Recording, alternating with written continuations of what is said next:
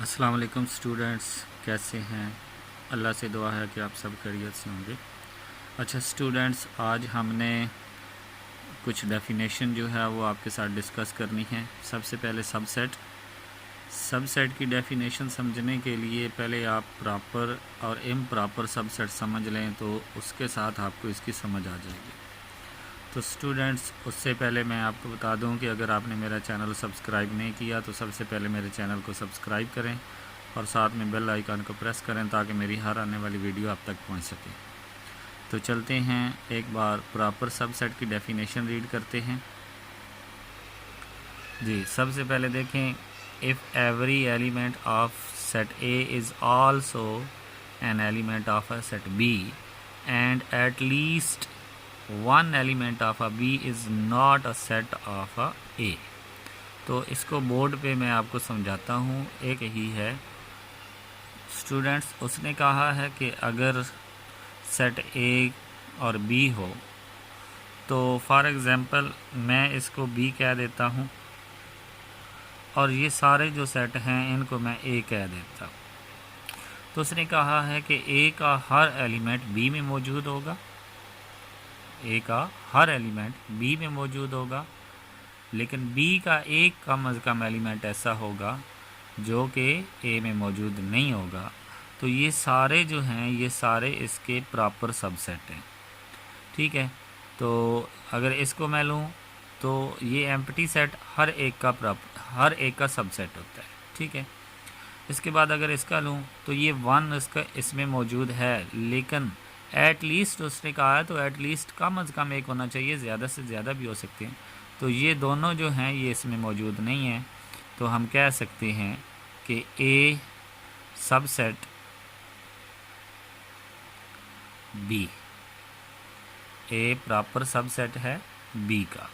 Okay students, इसकी एक छोटी सी एग्जांपल मैं देता हूँ कि अगर ए मेरे पास ये हो 1 2, बी मेरे पास ये हो 1 2 3, तो ये मेरे पास जो सेट हैं ए जो है वो पूरा जो है सेट बी में मौजूद है, तो इसलिए मैं कहूँगा, और बी में एक एलिमेंट ऐसा है जो कि ए में मौजूद नहीं है, तो इसलिए मैं कहूँगा कि ए सबसेट है, प्रॉपर सबसेट है बी का। ये जो साइन है ये प्रॉपर सबसेट के लिए इस्तेमाल होता है। ओके स्टूडेंट्स, अब हम बढ़ते हैं इम्प्रॉपर की तरफ। इम्प्रॉपर में देखें, वो कहते हैं a subset that contain every element of a set A is called a improper subset of A. The improper subset and original set are equal as they contain the same elements.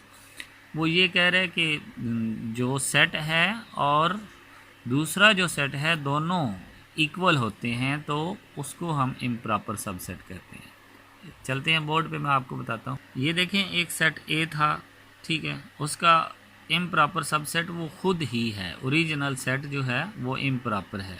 तो इनको हम ये भी कह सकते हैं कि A is equal to B, तो ये दोनों क्या हैं, इम्प्रॉपर भी हैं और इक्वल भी हैं। ओके, समझ आ गई। अब हम बात करते हैं सुपर सेट की। सुपर सेट में आप ज़रा देखें इसी एग्जाम्पल को, जो ए और बी की मैंने एग्जाम्पल लिखी थी, दोबारा मैं लिख देता हूँ। 1 2 बी इज़ इक्वल टू 1 2 3। ए तो जो है वो हमने पीछे पढ़ा है कि ए प्रॉपर सबसेट है बी का, ए प्रॉपर सबसेट है बी का, तो जो बी है वो सुपर सेट है ए का। तो इसको हम ऐसे लिखेंगे, बी सुपर सेट है ए का। ओके स्टूडेंट्स, यानी कि इन्हीं दोनों के ताल्लुक को हम अपोजिट करेंगे। अगर हम ए से बी की तरफ आएंगे तो हम कहेंगे कि ए प्रॉपर सबसेट है बी का, लेकिन अगर हम बी से ए की तरफ जाएंगे तो हम कहेंगे बी जो है वो सुपर सबसेट है ए का। क्लियर? तो अब हम बात करते हैं सबसेट की। तो सबसेट ये प्रॉपर सबसेट हों, ये हमारे पास इम्प्रॉपर सबसेट हों, इन सब को जब हम मिलाते हैं तो ये सारे के सारे क्या बनते हैं, सबसेट बनते हैं। तो सबसेट को हम इस तरह भी शो कर सकते हैं, ए सबसेट आर इक्वल बी, यानी कि ये सारे सबसेट और ये इक्वल वाला दोनों इकट्ठे करेंगे तो हमारे पास क्या बनेगा, subset of B. Okay students, आगे बढ़ते हैं।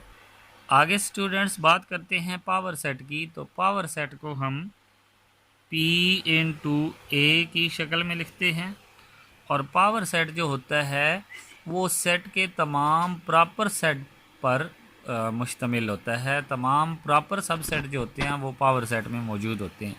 तो इसके प्रॉपर सबसेट कौन कौन से बनेंगे? सबसे पहला प्रॉपर सबसेट होता है एम्प्टी सेट। उसके बाद हम इन सब को सेपरेट लिखेंगे।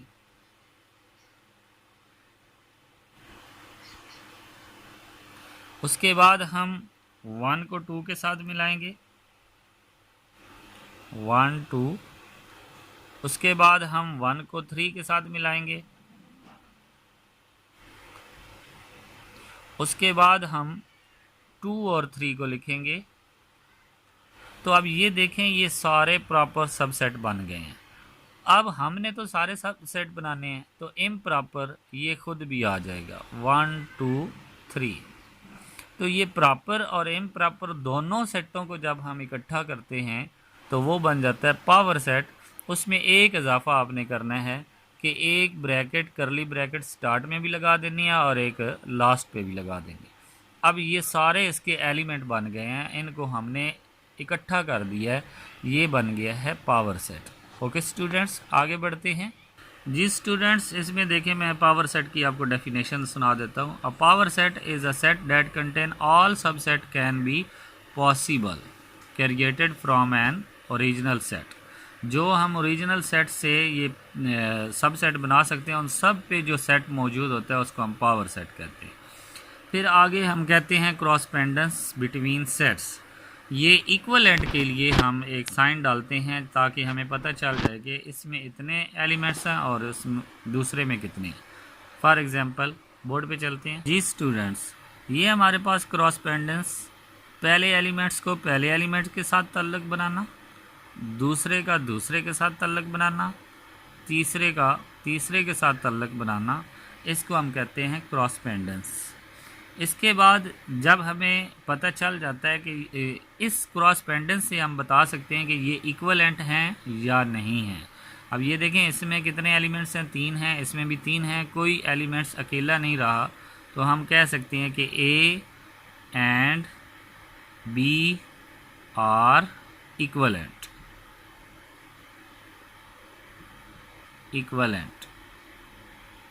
सेट्स।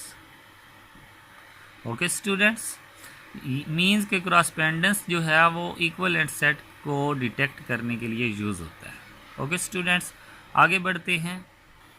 आगे स्टूडेंट्स हमारे पास है कोऑर्डिनलिटी ऑफ अ सेट।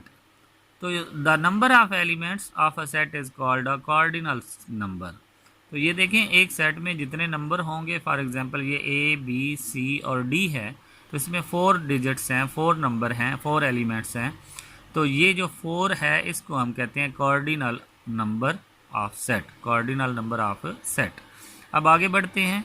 ये टेबल दिया गया है, वो बता रहा है, साथ में एग्जांपल भी दे रहा है। ये इक्वल के लिए ये साइन यूज़ होता है, नॉट इक्वल के लिए ये यूज़ होता है, इक्वलेंट के लिए हम ये वाला साइन यूज़ करते हैं।